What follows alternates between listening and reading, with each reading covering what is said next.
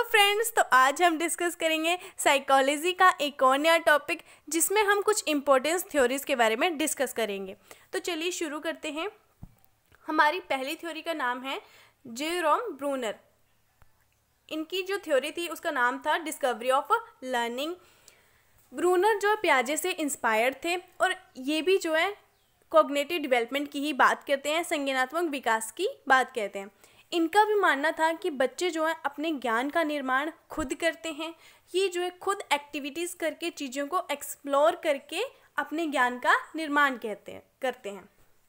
Brunner जो थे वो एक अमेरिकन साइकोलॉजिस्ट थे और इन्होंने जो है एक बुक लिखी है जिसका नाम है the process of education in 1960। Bruner और पियाजे दोनों ही कंस्ट्रक्टिविस्ट थे, रचनावादी थे। There are 3 stages of the cognitive learning given by Bruner. Bruner द्वारा बताए गए संज्ञानात्मक सीखने के 3 चरण हैं। पहला है हमारा इनेक्टिव रिप्रेजेंटेशन, जिसे हम सक्रिय प्रतिनिधित्व भी कहते हैं, जो कि जन्म से 3 वर्ष तक होता है। दूसरा है हमारा आइकॉनिक रिप्रेजेंटेशन, जिसे हम प्रतिष्ठित प्रतिनिधित्व भी कहते हैं, जो कि 3 से 7 वर्ष तक होता है। और तीसरी है हमारी सिंबॉलिक रिप्रेजेंटेशन, जिसे हम प्रतीकात्मक प्रतिनिधित्व भी कहते हैं, जो कि 8 वर्ष से आगे का होता है। अब इनेक्टिव रिप्रेजेंटेशन में जो है बच्चा जो है वो जो है मूवमेंट करके और एक्शन के थ्रू जो चीज़ों को सीखता है। जैसे अगर हम उसके पास एक बुक रख देंगे तो वो क्या करेगा, उस बुक को टच करेगा, ग्रैस्प कर लेगा, पकड़ लेगा वो उसको। तो छोटा बच्चा जो चीज़ों को मूवमेंट करके और एक्शन के थ्रू सीखता है, इसे हम कंक्रीट स्टेज भी कहते हैं। कंक्रीट इसलिए कहते हैं, कंक्रीट को हिंदी में कहते हैं मूर्त। मतलब जो उसके सामने जो चीज़ें हैं वो उन पे मूवमेंट करेगा, एक्शन करेगा, तब सीखता है। दूसरी हमारी आइकॉनिक स्टेज, इसमें बच्चा पिक्चर्स के थ्रू सीखता है। अगर हमें उसे बताना है कि ट्री कैसा होता है तो हमें उसे पिक्चर दिखानी पड़ेगी, तो इसमें जो है बच्चा पिक्चर्स के थ्रू सीखता है। तीसरा है हमारा सिंबॉलिक रिप्रेजेंटेशन। सिंबॉलिक रिप्रेजेंटेशन में बच्चे को किसी पिक्चर की थ्रू ज़रूरत नहीं होती, हमें उसे कोई चीज़ सामने रख के बताने की ज़रूरत नहीं होती। इसमें बच्चा जो है लैंग्वेज के थ्रू और सिंबल्स के थ्रू ही समझने लग जाता है। अगर हमें अब हम उसे वर्बली बताएंगे कि 2 + 2 4 होते हैं, तो वो वर्बली समझ जाएगा। इसमें बच्चा लैंग्वेज के थ्रू समझना शुरू कर देता है। और जो हमारे ब्रूनर थे, इन्होंने जो है स्पाइरल करिकुलम की बात की है। स्पाइरल करिकुलम, अब स्पाइरल करिकुलम में क्या होता है, मान लो आपने कोई 7th में चैप्टर वगैरह वाटर का, उसमें आपको थोड़ी सी नॉलेज दी जाएगी, लेकिन आगे आपको 8th क्लास में वही चैप्टर होगा वाटर का, लेकिन उसमें आपको थोड़ा ज़्यादा नॉलेज उसमें ऐड कर दी जाएगी। तो क्या होता है कि चीज़ें धीरे धीरे कॉम्प्लेक्स होती जाती हैं। मतलब जो आप आगे सीख रहे हो उसका जो लिंक है वो आपको थोड़ा थोड़ा पहले उसका नॉलेज आपको दे दिया जाता है, फिर आगे से आगे चीज़ें जो और कॉम्प्लेक्स होती जाती हैं। नेक्स्ट है, ये होगी हमारी ब्रूनर की थ्योरी डिस्कवरी ऑफ लर्निंग। दूसरी जो हमारी थ्योरी है वो है नॉर्म्स चॉम्स्की की। इनकी थ्योरी का नाम है लैंग्वेज डेवलपमेंट थ्योरी, भाषा विकास का सिद्धांत।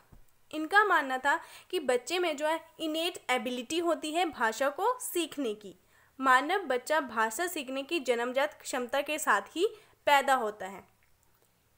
इनका मानना था कि हमारे माइंड में एक डिवाइस पाया जाता है जिसके कारण बच्चे में एक जन्मजात कैपेबिलिटी होती है भाषा को सीखने की। उस डिवाइस का नाम है लैंग्वेज एक्विजिशन डिवाइस, जिसे हम भाषा अधिग्रहण उपकरण कहते हैं। इसके थ्रू जो है बच्चा जो है लैंग्वेज को सीखता है। नेक्स्ट है all human have a universal grammar. सभी मनुष्य का एक सार्वभौमिक व्याकरण होता है। इनका मानना था कि बच्चे में एक यूनिवर्सल ग्रामर सभी मनुष्य में एक यूनिवर्सल ग्रामर पाया जाता है, जिससे वो हर कोई व्यक्ति जो है भाषा का सही से उपयोग कर पाता है। जैसे मैं खाना खाता हूँ तो हमें कोई सिखाया नहीं गया है, हमें कोई लैंग्वेज की ट्रेनिंग नहीं दी जाती है कि आपको ऐसे बोलना है, तो ये सभी मनुष्य में पाया जाता है यूनिवर्सल ग्रामर। दूसरा इन्होंने transformative generative grammar is given by Chomsky. तो इसकी बात भी कौन करते हैं, चॉम्स्की करते हैं, ट्रांसफॉर्मेटिव जनरेटिव ग्रामर की। थर्ड है early childhood period is a very critical for the language learn. जो अर्ली चाइल्डहुड पीरियड है ये 2 से 6 वर्ष का होता है। 6 वर्ष के बच्चे को हम क्या कहते हैं, अर्ली चाइल्डहुड पीरियड कहते हैं। इसमें क्या है, अगर आप बच्चे को कोई भी लैंग्वेज सिखाना चाहो तो उस लैंग्वेज को जल्दी सीख जाते हैं। लेकिन अगर अभी हमें कोई लैंग्वेज सिखाना चाहिए तो हमें टाइम लगेगा। लेकिन जो छोटे बच्चे होते हैं 2 से 6 वर्ष के, उन्हें आप कोई भी लैंग्वेज सिखाना चाहो वो जल्दी उस लैंग्वेज को सीख जाएंगे। तो हमने अभी नोम चॉम्स्की की थ्योरी पढ़ी जिसका नाम था लैंग्वेज डेवलपमेंट थ्योरी। इसमें आपको 3 बातें याद रखनी है। पहला, एक तो इनकी थ्योरी का जो नाम है। दूसरा, इन्होंने एक डिवाइस की बात की है जो कि LAD है। इन्होंने कहा है कि इसके वजह से हम जो भाषा को सीख पाते हैं, हम जो हमारे में एक इनेट एबिलिटी है जिसकी वजह से हम भाषा को सीख पाते हैं। तीसरे ने यूनिवर्सल ग्रामर की बात की है और ट्रांसफॉर्मेटिव जनरेटर ग्रामर की बात की है।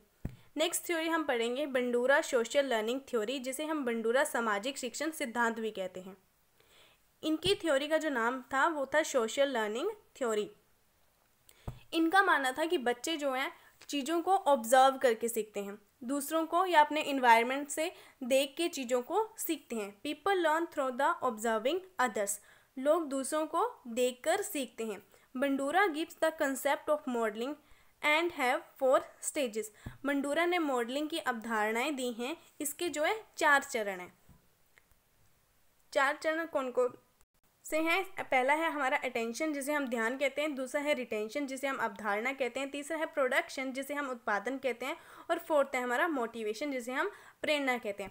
अटेंशन मतलब इन्होंने कहा था कि कोई भी चीज़ आपको सीखनी है तो ये 4 बातें आपको फॉलो करनी पड़ेंगी। जैसे आप किसी चीज़ को अटेंशन मतलब ध्यान देना। अगर आप कोई चीज़ सीख रहे हो तो आपको जो है अगर आप उस चीज़ को ध्यान से नहीं सीखोगे तो आपको नहीं आएगी। सबसे पहला काम आपको क्या करना पड़ेगा, आपको ध्यान से उस चीज़ को देखना पड़ेगा। जैसे मैं अभी पढ़ा रही हूँ और आप आपका ध्यान व्हाट्सएप के मैसेज पर है तो आपके इस थ्योरी को नहीं सीख पाओगे। आपको सीखने के लिए ध्यान लगाना पड़ेगा कि आपको क्या सिखाया जा रहा है। तो सबसे पहला है अटेंशन। मान लो आपकी मम्मी नेल पेंट लगा रही है तो आपने ध्यान दिया कि मम्मी नेल पेंट कैसे लगा रही है, आप बिल्कुल ध्यान से देख रहे हो। दूसरा है रिटेंशन। रिटेंशन मतलब जो आपने सीखा उसको अपने दिमाग में बिठाना है। आपने अपने दिमाग में बिठा लिया कि हाँ मम्मी ऐसे नेल पेंट लगा रही है। तीसरा है प्रोडक्शन। प्रोडक्शन मतलब अब आपने सीख लिया, अब आप उसको अप्लाई करके देख रहे होगे। आप अब नेल पेंट खुद पर अप्लाई करके देखोगे कि हाँ ऐसे लगाते हैं, तो वो क्या होगा, प्रोडक्शन, कि आप उस काम को खुद से कर रहे हो। तीसरा है मोटिवेशन मतलब रेनफोर्समेंट। अगर आपने काम अच्छा किया तो आपको क्या है, रेनफोर्समेंट मिलेगी। रेनफोर्समेंट मिले तो आप क्या करोगे, उस काम को और अच्छे से करोगे। तो ये थी बंडूरा के 4 चरण। Bandura theory emphasize on nurture. Nurture means environment. Child learn through see and observe. इनका मानना था कि बच्चे जो है इन्वायरमेंट में रह के चीज़ों को देख कर ही सीखते हैं। नेक्स्ट है Bandura also give a self efficacy word. Bandura एक आत्म प्रभावकारित शब्द भी देते हैं। Self efficacy means your believes in your own abilities. आपको अपनी क्षमताओं में विश्वास है। जैसे मैं ये काम कर लूँगा या मैं ये काम कर सकती हूँ, ये क्या आपका बिलीव है खुद पे कि मैं ये काम कर सकती हूँ। तो किसी की जितनी ज़्यादा सेल्फ एफिकेसी होगी तो उसके लिए उतना ही अच्छा होता है। नेक्स्ट है बंडूरा थ्योरी, ये तो अभी हमने पढ़ लिया। नेक्स्ट है इस थ्योरी के कुछ और भी नाम हैं जो आपको याद रखने हैं। पहला है सोशल कोग्निटिव थ्योरी, इसका नाम है अदर नेम। दूसरा है ऑब्जर्वेशनल लर्निंग। तीसरा है इमिटेटिव लर्निंग। इमिटेटिव मतलब दूसरों की नकल करना। और चौथा है हमारा मॉडलिंग थ्योरी। ये इस थ्योरी के कुछ और नाम थे, ये आपको ध्यान में रखने हैं। हमने अभी कौन सी थ्योरी पढ़ी, हमने पढ़ी Bandura social learning theory. Next जो थ्योरी हमारी उसका नाम है एरिक एरिक्सन। इन्होंने जो थ्योरी दी है उसका नाम है साइको सोशल थ्योरी, मनोसामाजिक सिद्धांत। It was a German American developmental psychologist. यह एक जर्मन अमेरिकी विकासात्मक मनोवैज्ञानिक थे। एरिक एरिक्सन ने 8 स्टेजेस दिए हैं। एरिक एरिक्सन ने 8 चरण दिए हैं। ये आपको याद रखना है कि एरिक्सन ने कितनी स्टेजेस की बात की है। तो एरिक एरिक्सन ने 8 स्टेजेस की बात की है। अब ये 8 स्टेजेस कौन कौन सी हैं? पहली है हमारी ट्रस्ट वर्सेस मिसट्रस्ट। ये जो है इन्फेंट टू 8 महीने तक होती है, तो इसे हम इन्फेंसी स्टेज भी कहते हैं। ट्रस्ट वर्सेस मिसट्रस्ट, इसमें क्या होता है, जो छोटा बच्चा होता है अगर उसको केयर की जाए, उसको टाइम से फीड करवाया जाए, तो उसमें क्या है, ट्रस्ट, विश्वास की भावना पैदा हो जाएगी।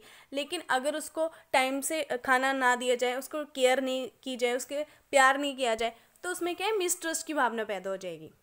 तो ये था इन्फेंसी स्टेज में। नेक्स्ट है हमारी 8 month to 3 years, autonomy versus shame या डाउट।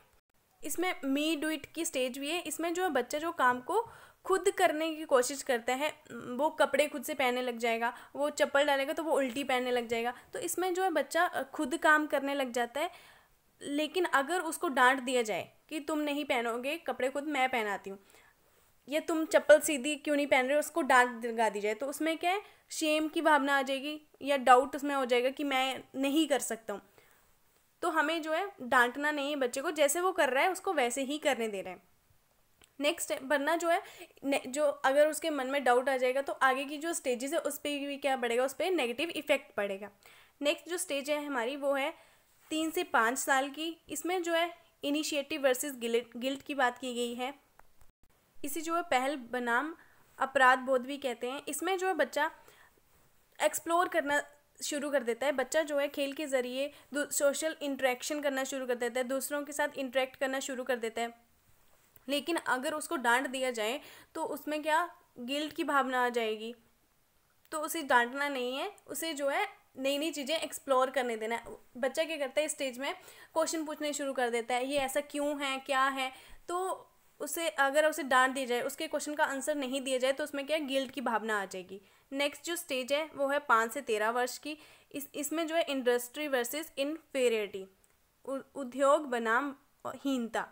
इसमें क्या होता है, इस स्टेज में बच्चा जो है स्कूल जाना शुरू कर देता है, और इसमें जो टीचर और जो पेरेंट्स होते हैं उनका भी प्रेशर होता है बच्चे पे, तो कि आपको जो है अच्छा करना है स्कूल में, दूसरों से अच्छे नंबर लेके आने हैं, या फिर आपको घर की कोई रिस्पॉन्सिबिलिटी दी जाती है कि यह आप काम करना है। लेकिन अगर वो जो भी उनसे एक्सपेक्टेशन की जाती है, अगर उन पे वो अच्छे से नहीं काम कर पाया, वो उन रिस्पॉन्सिबिलिटीज़ को अच्छे से नहीं निभा पाया, तो उसमें क्या आ जाता है, हीनता की भावना आ जाती है, इन्फीरियरिटी आ जाती है उसमें। नेक्स्ट जो स्टेज है हमारी वो 13 से 21 साल की है। इसे जो एडोलेसेंस एज भी कहा जाता है, एडोलेसेंस पीरियड भी कहा जाता है, और ये बहुत ज़्यादा इम्पोर्टेंट है। एरिक्सन ने इसे आइडेंटिटी क्राइसिस की स्टेज बताया हुआ है, आइडेंटिटी वर्सेस कन्फ्यूज़न, जिसे हम अहम पहचान बनाम भूमिका भ्रम भी कहते हैं। इसमें बच्चा जो है वो उसके कैरियर की टेंशन होती है, उसे आगे क्या करना है, या वो सोचता है मैं कौन हूँ, मैं क्या करना चाहता हूँ। अगर वो इसमें अच्छा निकल पाए कि उसे समझ आ गया कि मैं ये करना चाहता हूँ, आगे मैंने ये इस एग्ज़ाम की तैयारी करनी है, ये मैंने इस फील्ड में जाना है, अगर वो इसमें अच्छा उतर गया तब तो ठीक है। लेकिन अगर वो कंफ्यूज रहा, उसे पता ही नहीं कि मैंने आगे क्या करना है या मैं कौन हूँ, तो उसमें क्या आ जाएगा, कन्फ्यूज़न हो जाएगा उसको। नेक्स्ट जो स्टेज है हमारी 21 से 39 साल तक, इसमें क्या है, इंटीमेसी वर्सेस आइसोलेशन। पिछली जो स्टेज थी उसमें क्या था, उसने अपनी आइडेंटिटी बना ली, उसको पता था मैंने ये उसने सेट कर लिया कि मैंने ये काम करनी है। लेकिन अब उसने सेट कर लिया तो आगे क्या, इंटीमेसी, वो क्या करेगा, इंटीमेसी मतलब अब वो रिलेशन बनाएगा। इस स्टेज में क्या, हम सोसाइटी के साथ इंटरेक्ट करना शुरू कर देते, सोसाइटी के मतलब सोसाइटी से रिलेशन बनाना शुरू कर देते हैं इस स्टेज में। लेकिन अगर उसमें कन्फ्यूज़न होगी, उसे पता ही नहीं मैंने आगे क्या करना है, तो उसमें क्या हो जाएगा, आइसोलेशन हो जाएगा, वो अकेले रहना शुरू कर देगा, वो सबसे अलग रहेगा। नेक्स्ट है 40 से 65 वर्ष तक। इसमें जो है जनरेटिव वर्सेस स्टैग्नेशन, उत्पादक बनाम ठहराव। इसमें वो अपने काम में इन्वॉल्व होता है, और उसी के साथ साथ ये जो दूसरों को गाइड भी करता है और बच्चों की केयर भी करता है। लेकिन अगर उसकी पहली वाली जो भी कंडीशन थी वो उनको फुलफिल नहीं कर पाया, तो इस स्टेज में क्या हो गया, स्टैग्नेशन आ गया, स्थिरता आ गई। नेक्स्ट जो स्टेज है हमारी 65 से आगे वाली जो स्टेज है, उसमें इंटीग्रिटी वर्सेस डिस्पायर। अब इसमें जो है वो रिफ्लेक्ट करता है कि उसने अपने जीवन में क्या क्या किया, और अगर उसने अच्छे काम किए हैं, वो मतलब जो भी उसे करना वो चाहता था, अगर उसने वो काम किया, तो इस स्टेज में आके वो उनको सोच के हैप्पी होगा कि मुझे जो करना चाहता था मैंने किया, सारी जो भी डिज़ायर थी मैंने उन्हें फुलफ़िल किया। लेकिन डिस्पायर में क्या होगा, वो रिफ्लेक्ट करेगा उसकी पिछली जो वो करना चाहता था उसने वो नहीं किया, वो कंफ्यूज था कि मैं कौन हूँ, मैं क्या करना चाहता हूँ। तो इसमें क्या, वो निराश हो जाएगा कि जो मैं करना चाहता था वो नहीं कर पाया। ये थी एरिक एरिक्सन की 8 स्टेजेस। आपको जो है सिर्फ 5 स्टेजेस ही याद रखनी है, क्योंकि इन्हीं से क्वेश्चन आता है, इससे बाहर आपसे नहीं पूछा जाएगा। और ये जो स्टेज है एडोलेसेंस वाली, ये बहुत ज़्यादा इंपॉर्टेंट है, आपसे पूछी जाएगी। आइडेंटिटी क्राइसिस जो कौन सी स्टेज को कहा गया है, तो वो एडोलेसेंस की स्टेज को कहा गया है। नेक्स्ट है, ये हिंदी में लिखा हुआ है, यहाँ पढ़ लोगे यहाँ से। नेक्स्ट स्टेज है, नेक्स्ट जो थ्योरी है हमारी वो है सिगमंड फ्रॉइड की। इन्होंने जो थ्योरी दी है वो है साइकोसेक्सुअल थ्योरी इन्होंने दी है, मनोलैंगिक का सिद्धांत दिया है। अब इसमें जो कन्फ्यूज़न होती है, एक है साइकोसेक्सुअल और एक है साइकोसोशल। तो आपको जो है साइकोसोशल वाली याद रखना कि एरिक्सन में SON सन और SOC सोशल, तो आप ऐसे याद रख लेना, सन से सोशल की बात की है। और जो बची साइकोसेक्सुअल, तो वो किसने दी है, सिगमंड फ्रॉइड ने दी है। इन्होंने जो है कॉन्शियस, सबकॉन्शियस और अनकॉन्शियस की बात की है। कॉन्शियस क्या होता है, जो आपका प्रेजेंट में, आपके माइंड में जो अभी चल रहा है वो क्या है, प्रेजेंट। कॉन्शियस जो है प्रेजेंट के विचारों से रिलेटेड होता है। जैसे अभी मैं आपके माइंड में जो चल रहा है, आपसे पूछ लिया जाए कि आप अभी क्या कर रहे हो, तो आप बता दो कि हाँ मैं अभी वीडियो देख रहा हूँ, तो प्रेजेंट से रिलेटेड जो भी चीज़ें वो कॉन्शियस में आ जाएंगी। दूसरे हमारा सबकॉन्शियस, जिसे हम अचेतन कहते हैं। इसमें हमें जो है थोड़ा सा पीछे वाली जो चीज़ें होती हैं वो आती हैं इसमें। जैसे इसमें हमें कुछ पूछा जाएगा तो हमें एकदम से याद नहीं आएगा कि हमने क्या किया था, लेकिन हम अपने माइंड पे थोड़ा सा फोकस करेंगे, थोड़ा सा जोर डालेंगे, तो हमें वो चीज़ें याद आ जाएंगी। तो वो किस में आती हैं, सबकॉन्शियस में आती हैं। तीसरी हमारी अनकॉन्शियस, जिसे हम अचेत कहते हैं। इसमें जो है, इसमें वो बातें आती हैं जो हम भूल चुके होते हैं, जितना मर्जी हम अपने दिमाग पर जोर डालें हमें वो बातें याद नहीं आएंगी, तो वो किस में आ जाएंगी, अनकॉन्शियस में आ जाएंगी। कॉन्शियस में क्या होता है, कॉन्शियस में होता है जो आपके प्रेजेंट क्या है वो आएंगी, प्रेजेंट से रिलेटेड जो भी बातें हैं वो आ जाएंगी। सबकॉन्शियस में क्या है, थोड़ा सा पास्ट, मतलब थोड़ी सी पिछली वाली बातें जो आपको थोड़ा सा जोर डालोगे अपने माइंड में तो आपको याद आ जाएंगी। लेकिन अनकॉन्शियस में क्या, आपको याद ही नहीं आएगा, कुछ भी याद नहीं आ जाएगा, आप उन चीज़ों को भूल चुके हो, वो आती हैं आपकी अनकॉन्शियस में। सिगमंड फ्रॉइड ने जो है वो सबसे ज़्यादा जो महत्वपूर्ण भाग का है वो कहा है, उन्हें अनकॉन्शियस की बात की है, अचेतन की बात की है। The most important significant part is unconscious mind. सबसे महत्वपूर्ण भाग अचेतन मन है सिगमंड फ्रॉइड के अकॉर्डिंग। नेक्स्ट है, इन्होंने personality is the 3 tier system. इन्होंने पर्सनैलिटी के 3 टायर दिए हैं, सिस्टम दिए हैं। कौन कौन से, इड, ईगो और सुपर ईगो। इड, इसका जो प्रिंसिपल है उसे प्लेजर प्रिंसिपल भी कहते हैं, आनंद सिद्धांत भी कहते हैं। सिगमंड फ्रॉइड कहते हैं कि जैसा हमारा मन होगा वैसे ही हमारी पर्सनैलिटी भी होगी। तो उन्होंने पर्सनैलिटी के ये 3 पार्ट दिए हैं, ईड, ईगो और सुपर ईगो। तो पहला मैंने आपको बताया कि ये जो है प्लेजर प्रिंसिपल होता है, आनंद का सिद्धांत होता है। इसमें जो है हमें हमारा मन कहता है कि जो भी तुम्हारी नीड्स है उन्हें फुलफिल करो, फिर भूख हो, प्यास हो, जो भी काम हो उन्हें आप फुलफिल करो, चाहे उसके लिए आपको किसी का खून ही ना करना पड़े। इसलिए इसे बुरा भी कहा जाता है, ईड मतलब बुरा, कि आपकी जो भी इच्छाएं हैं आप उनको पूरा करिए, चाहे उसके लिए आपको किसी का खून ही क्यों ना करना पड़े, खुद को सेटिस्फाई करने के लिए।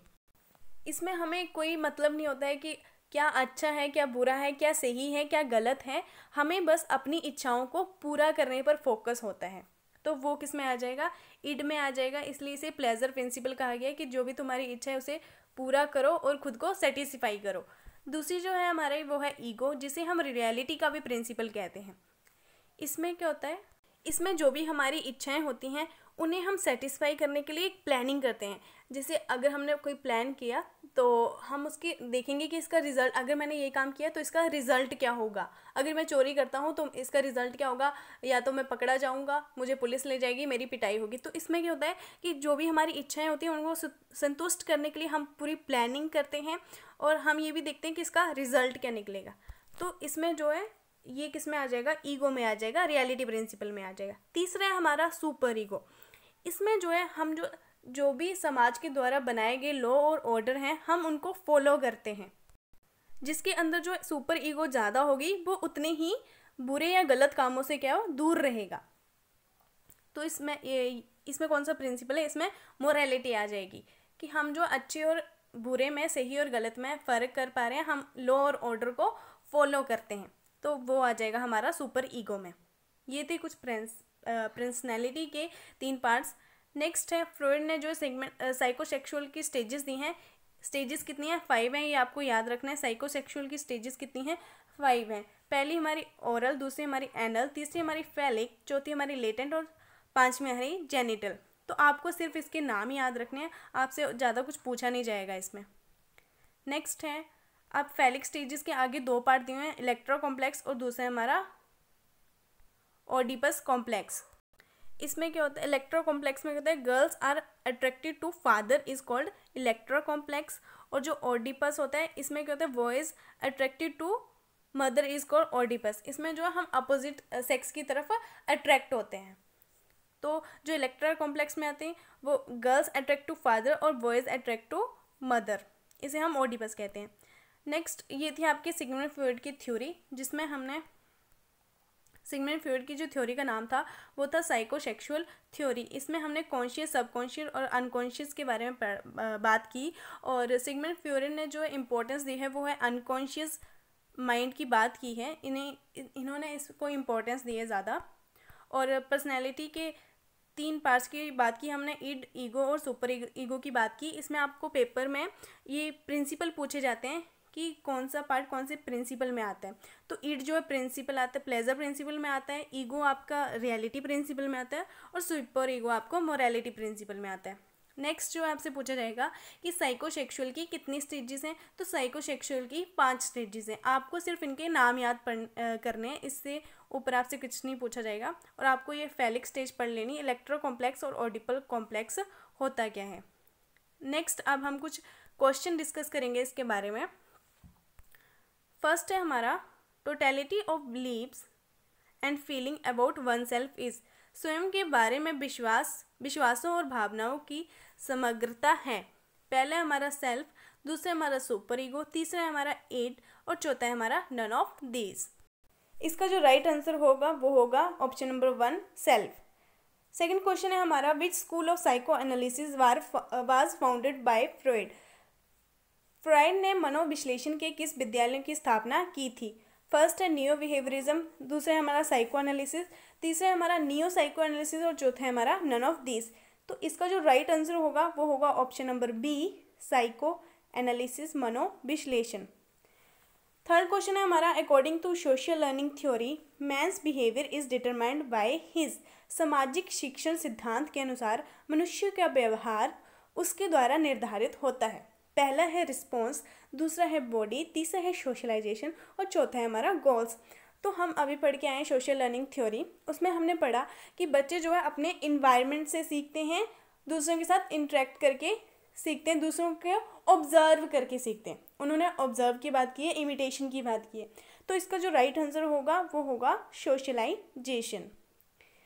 नेक्स्ट क्वेश्चन हमारा, Freud emphasize the role of dash in shaping. Freud ने आकार देने में डैश की भूमिका पर जोर दिया है।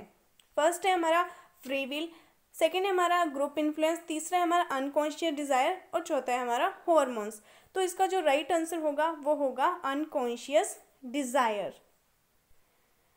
नेक्स्ट क्वेश्चन है हमारा, defence mechanism are created by. रक्षा तंत्र किसके द्वारा बनाए जाते हैं। पहले हमारा माइंड, दूसरा है हमारा ईगो, तीसरा है हमारा एटीट्यूड और चौथा है हमारा बिहेवियर। तो इसका जो राइट आंसर होगा वो होगा option number 2 ego. Next question है हमारा, who propounded social learning theory. सामाजिक शिक्षण सिद्धांत का प्रतिपादन किसने किया है। तो पहला है हमारा अल्बर्ट बंडूरा, दूसरा है हमारा वाइगोस्की, तीसरा है हमारा कार्ल रोजर और चौथा है हमारा ब्रूनर। तो हम अभी पढ़ के आए कि ब्रूनर की जो थ्योरी है वो है डिस्कवरी लर्निंग और वाइगोस्की की जो थ्योरी है वो है सोशियो कल्चरल थ्योरी और बंडूरा ने जो थ्योरी दी थी वो थी सोशल लर्निंग थ्योरी। तो इसका जो राइट आंसर होगा वो होगा ऑप्शन नंबर ए।